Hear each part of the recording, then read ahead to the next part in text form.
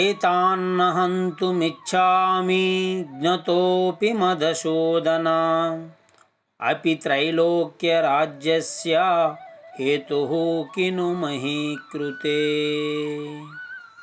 ఓ కృష్ణ, ఇప్పుడే చెబుతున్నాను, నేను ఈ యుద్ధం చేస్తే కేవలం కురు సామ్రాజ్యమే కాదు, భూలోకము, భువర్లోకము, సువర్లోకము నాకు లభించిన ఈ 3 లోకములకు నన్ను పట్టాభిషక్తుడు చేస్తాను అన్నా నేను ఈ యుద్ధం చేయను. ఇదే నా తుది నిర్ణయం. కృష్ణ, నీవు ఒక మాట అనవచ్చు, నువ్వు యుద్ధం చేయకపోతే ఎదుటి వాళ్ళు ఊరుకుంటారా? వాళ్ళను నీవు ఒప్పించగలవా? వాళ్ళ పాటికి వాళ్ళు యుద్ధం చేస్తారు, ఆ యుద్ధంలో వాళ్ళు నిన్ను చంపవచ్చు అని నువ్వు అనవచ్చు. దానికి నేను భయపడను. వాళ్ళ పాటికి వాళ్ళను యుద్ధం చేయని, ఆ యుద్ధంలో నిరాయుధుడిని అయిన నన్ను చంపని.